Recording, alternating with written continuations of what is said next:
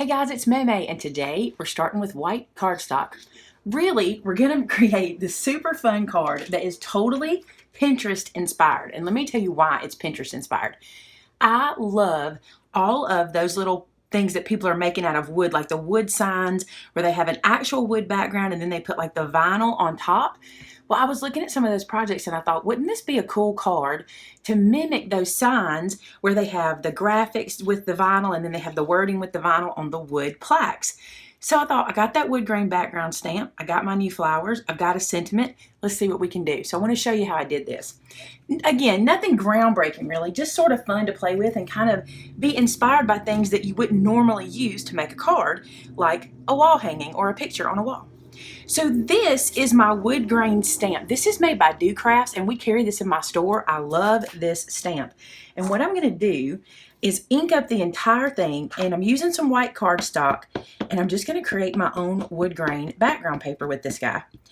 So while I was on Pinterest and looking, there are some images of like Christmas signs that are made with old pallet wood, or Christmas thing, or like fall things. I said Christmas twice. Like fall things that are made with pallet wood, or signs that are made out of reclaimed wood. And I thought, you know, we could color this wood any way we wanted to, this wood grain, and then we could turn it into any number of those little images for cards. Like if you saw one, and I'll insert some pictures because it's weird for me to just try to explain it, but I'll insert pictures to show you what my inspiration was. I don't use a block with this guy. See how well that stamps? And I don't need a block. I just use this.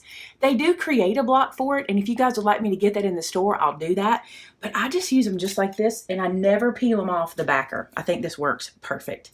All right, so on to more kind of sneaks and cheats. I like to do things lazy, so I'm going to show you what I did. I picked out 2 browns from my stash. I want to show you this tip too. This is what I do. I take a piece of paper or cardstock and put it next to me. This is actually the same cardstock I'm using so I can see how my markers will react and see how I've kind of like tested them and stuff. I do that to make sure I'm using the right colors before I go to my project. So for example, I'm going to do this background in this color, which is BG4, and I think it was this one, but I like to check anyway because I'm never good at knowing for sure. Nope, that's too dark, so that's not the one. So let's do BG6. I think that's it. Yes. Okay. So here's how I've done my background. Always, I think this is a great thing to have, just to have this little guy laying there. So I rarely use the chisel tips of my markers, and I thought this is a great place for it because what I did was I took that chisel tip and just marked up on this guy, not perfectly, just running back and forth on this wood grain, leaving some white space because we're going to come back with the other marker and fill in the other with the little bit darker color. So I also want to mention that I use Memento ink to stamp this. I get asked that a lot. When you're using your alcohol markers, Memento is the one that is suggested to use for the alcohol marker so it won't bleed. So see how I was able just to run over that and put some color in? Now let's give it some dimension with the other one. So here's my other chisel tip, and everywhere I have the white spaces, I'm just going to run in sloppily and put in color in those white spaces, and that'll give us kind of a variegated wood grain. The inks will blend together, not perfectly, but they'll start to meld together, and it'll look like one piece all together. And sometimes you can see I'm doing full strokes, and sometimes I'm not, and that helps with the wood grain look. Now you could sit and color each panel, but that would take forever for me, and I like shortcuts. Now, I do spend some time on the coloring on the flowers, but even there, I kind of do a little shortcut, and I'll show you what I mean. All right, so it doesn't look like much. It looks actually like really bad, but here's what we're going to do. We're going to go back in with that marker we used the first time and that chisel tip, and I'm just going to hit it just like this to kind of blend. I'm not really blending. I'm just adding those colors to each other and kind of try to make it a little more seamless. Now, I know right now that looks like a big mess, okay? But when we get done, it won't. Now I want to cut this down to be card front size, and I'm going to try to get 2 out of it. I'm sure I can. So what I do first when I cut this down is I just go to the edge where that wood grain is and just slice. And then I don't need this. I'm going to turn around and do the same thing on this end. Just slice it right at the edge of that wood grain.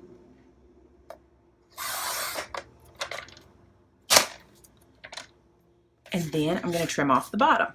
Now I want to make this card front size. So I'm going to cut it down to 4 inches as many times as I can. And I'm pretty sure I can get 2 from this piece. So there's 4 inches. Let's do one more 4-inch. So there's our 2 pieces that we got out of that. And it was so fast to get this wood grain. See how much better it already looks when it's cut down? Now let's do one more thing. So even though I have 2 of these, I'm only going to work with 1 for now. We're just going to make 1 more card right now. So I decided that I wanted to ink the edges of this guy. I think this really makes this look more seamless and like a big panel of wood. So taking this Vintage Photo Distress ink, my ink blending tool, and I want to show you something. Here's a tip for blending. Obviously don't lay it flat down. If I lay it flat down, I'm going to get this circular mark. See that? Even if I tiny tilt it, I can still get a pretty good circle even though this edge is not a complete circle. What I want you to do when you're doing your ink blending is really angle this guy. See how little is going to touch the actual page? Really angle it. You will get a much easier blend and much less mess if you do it that way. Really angled. It's hard to tell in the screen how much I'm angling it when I'm coming into the edge, because it looks like I'm going flat, but I'm not.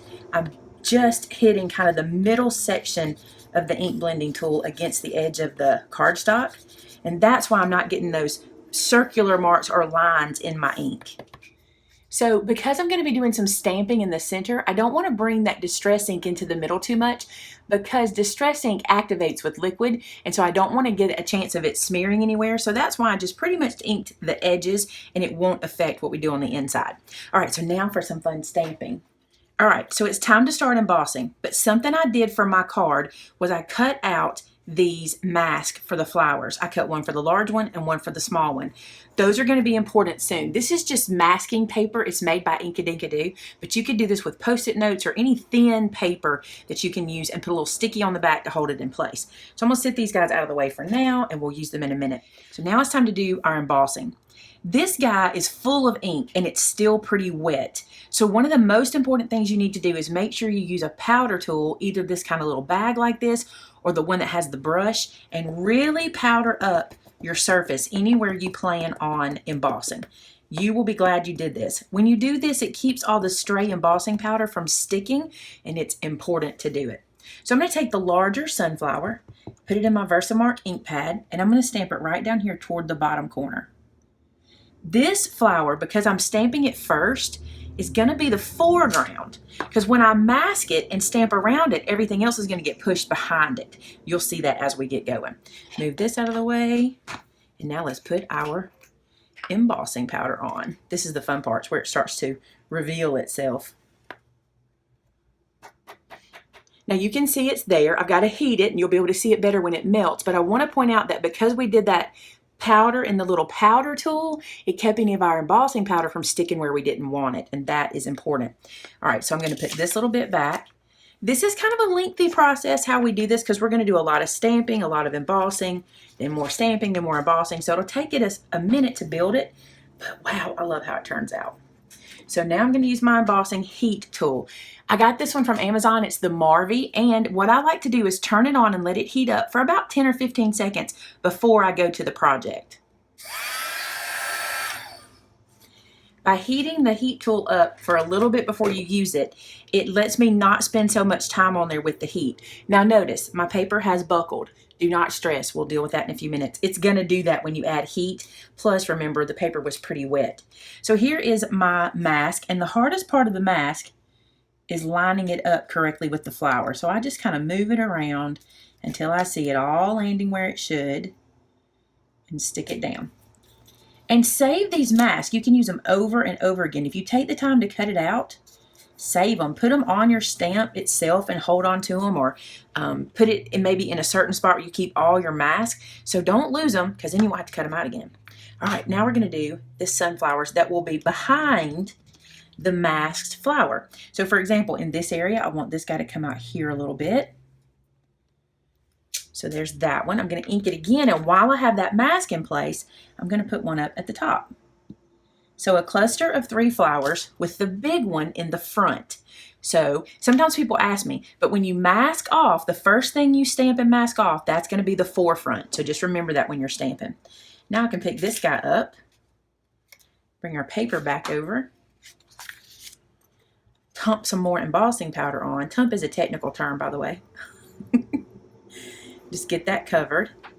Also, I don't want to spend a whole lot of time embossing each one. I just want to heat them until they're melted so that I don't take a chance of damaging my other images. So that's why another reason you want to preheat your gun for a few seconds, because then it won't cause quite as much time to have to be held over your other embossed spots on the card. So let me heat this one. Looking good, but still not done. We have 3 flowers, and now I want to put some leaves in. I'm going to take the smaller mask, find how it lays, line it up, and then I'm going to put some of my leaves around. I told you the hardest part is lining the flower up. Once you find it, you got it. Okay, so I'm gonna put that mask in place. So I don't think I ever showed you the stamp set. This is the stamp set I'm using. It's called Sunflower Wishes, and it's available in my store. And I'm gonna use the small leaf from the set. Totally forgot to show y'all, I apologize. And this little leaf, what I did was I brought one out of the side like that, and then I inked up just sort of the top half and brought it next to it out the side. So I ended up with kind of a layer of leaf. This will show up in a minute, but I have one going further out than the next one. Then I wanted one here at the top, and all you have to do is make sure when you're stamping that you stay on the mask and then half off the mask, and you're getting those leaves that way. So now I'm going to pick this mask up from this flower. So now just move the mask to the top, and I'm going to do the same thing. Ink up that leaf, stamp it in the top area, ink up half of it, get a little point coming out there. And then I think I'm going to bring some, or just one here in this area. Maybe, I don't know if I want that. It's hard because you're working with clear. I think I'll just put a little point there. When you're working with the clear ink, it's hard to know, but it's fun to kind of see it develop. Remember the old Instagram instant pictures, the instant cameras we used to use, and we'd sit there and watch things develop? That's what this reminds me of. So I want to put a little bit of a leaf down here in this bottom corner as well. So I masked off that big flower so I could do it.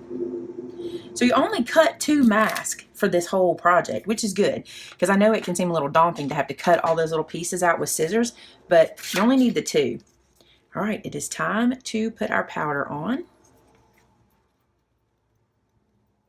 This is where our scene will start to show itself, because we'll have all those leaves all showing now.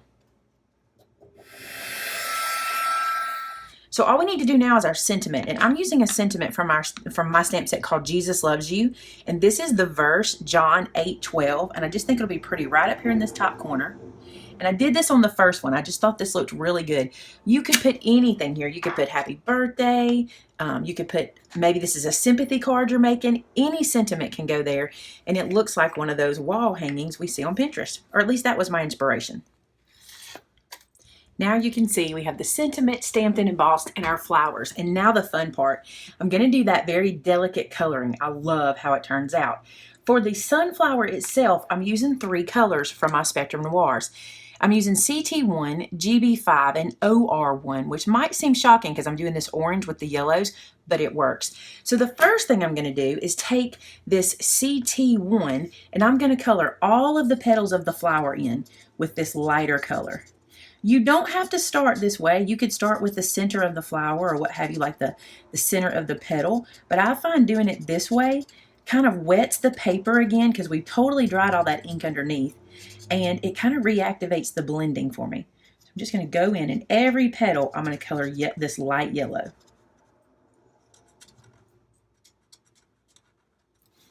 I'm also trying to stay away from the embossing powder. I'm kind of letting the alcohol ink run to the edges. I don't want to change the color of my embossing powder with the alcohol marker, so I'm just kind of steering clear of it. I like the white to really pop. My other favorite thing about this is you don't have to know how to be a perfect Spectrum Noir or Copic or alcohol marker artist, because this is so forgiving. That wood grain showing through really hides a multitude of color sins, if there are such a thing. Okay, so all my petals are the light color yellow. Now I'm going to take the GB5, which is a color darker than that one, and go into the middle of the petals, like at the bottom. I'm flicking color up, just flicking from the bottom about halfway up the petal. I'm not looking for perfection. I'm totally cheating the system here because these see-through flowers just easily blend. They just easily work. So from the center of that, from the bottom of that petal and flick into the middle. So there's that second color, and you can really start to see the variation. But now you're really going to see it because we're going to take this orange color, which is OR1, and I'm going to go to the very bottom of the petal and do a tiny flick. Not much, just a little. You'll be surprised how much this little bitty flick of color at the base of this flower will help it to pop. Can you see how that already created kind of a halo? It's so pretty. I wish in real life you could see it because it's so much prettier in real life than on screen. I challenge you guys to try this technique with your alcohol markers, especially if you're a beginner. I don't know what it is, but something about having it kind of transparent kind of hides all of the blending. Like, I'm not doing any blending. I'm letting them blend all they want to, but I'm not going back to do any blending. So now all my flowers have 3 colors, and I just think they're beautiful. Now let's work on the centers of the flowers. Now these I did a little bit different. Instead of heat embossing these, I took the little hashtag, a little hash mark stamp from the stamp set, and I did it in black in the center of the flowers. You could emboss these if you wanted to. I just didn't. I thought this was cute, kind of being black like that in the middle. So put that little stamp in there. That really makes them look like sunflowers to me. And now I took 2 more colors. I took BG4 and BG10, and I sort of did a polka dot circle inside. You know how sunflowers have that kind of ring in the middle that's kind of heavy around the center of the flower? So I did these polka dots like this, kind of laying down some ink. Leaving my cap off, I went to the next one, the next color. I did the polka dots again, and it looks real harsh at this point, but give it a second. I'll show you what happens. Then I took that same first color and polka dotted back over. And what that's going to do, and you can even swirl, you kind of blend those polka dots out and make the center look like the center of a sunflower. See how it's dark around the edges and lighter in the middle? Do the same thing to this guy. We'll start with the lighter color, just making some dots just to kind of wet the area. You can swirl. Just wet a ring inside that circle, then do your polka dots and keep them close to the edge of the center because you want to keep the middle clear. Then I do the swirl and blend that in. And you can get as heavy as you want or as light as you want with your polka dots. I just kind of play till I get the look I'm looking for. Now this stamp set actually has a stamp center that you can use for this, but I thought this was kind of cool to create it myself.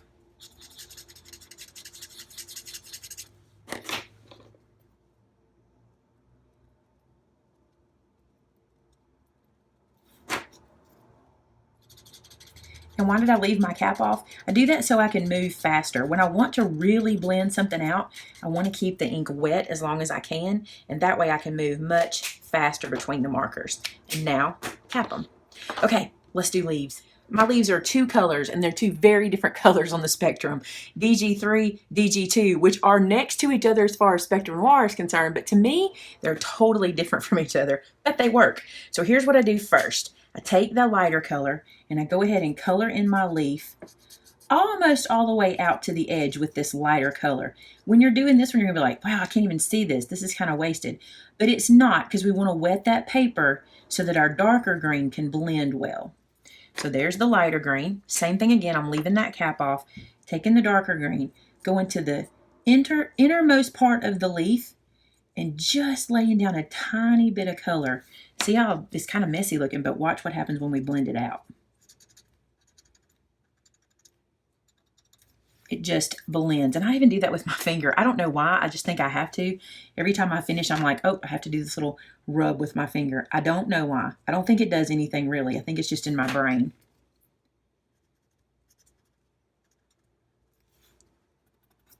So here's another tip for you. Let's say you smeared ink onto your white embossing. If you have a colorless blender pen, you can kind of just erase it off of there just by kind of tracing over the embossing powder, and it just lifts it off. I kind of discovered this by accident. I was like, you know what? I don't like how I got some green on that white embossing powder, and I was like, I wonder if I could erase it with the ink blending tool, and sure enough, you can. Just rub it over your embossing, wherever you ended up getting color you didn't want, and it brings it right off. And it doesn't really hurt the color underneath, because the worst thing it can do is just blend it more, and that's not a bad thing. So that just brought all the white back anywhere where I had kind of gotten out of line, and it's hard not to. That just brings it all right back.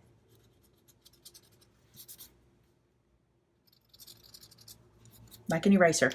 Good deal. Okay, so that's the front of our card, and I think it's beautiful. Let's put the card together. So for my card, I'm using this yellow because I want those yellow sunflower centers to really pop. I just think this glowy effect of those flowers is so pretty. And look how much came through. Isn't that funny? Can you see all the colors on the back? And this, what I was using was Nina. This is not the heaviest one I have. I think this is 65 pound Nina. That I was using to color on. I like to use the Nina cardstock for coloring with my Spectrum Noirs, and the thicker one works just as good, but I just picked up the thinner one today. I had it close to me, so like a 65 pound versus 110. All right, so I've got that glued down. Look how pretty the yellow is, right? And now a card base. And just to reward myself because I colored so long and hard, I'm going to use a pre-made card base so I don't even have to cut a piece of paper, and I can put this guy together. I spent more time on this card than I typically do because of the coloring, but I even tried to make that be not so time consuming, but I love how this turns out. And for my card mats today, I did just a tiny yellow border around the brown because I didn't want it to be solid yellow behind. I wanted just that little bit of yellow to bring that out in the flowers. So there is the one we made together. This is the one I did first as my test. And I just think they're beautiful cards. I hope you guys give this a try. If you're interested in any of these supplies, I don't know if I mentioned everything, but I do have a store. I'll link it below, so if you want to purchase any of those things. I have the wood grain. I have pretty much everything I use today except the markers. I don't carry the markers in the store, but I love how this turned out.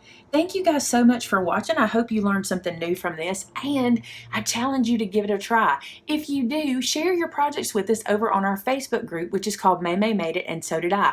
We love to see what you're making. There's a link to that below as well. Have a great day, guys, and I'll see you again on Friday. Talk to you soon. Bye-bye.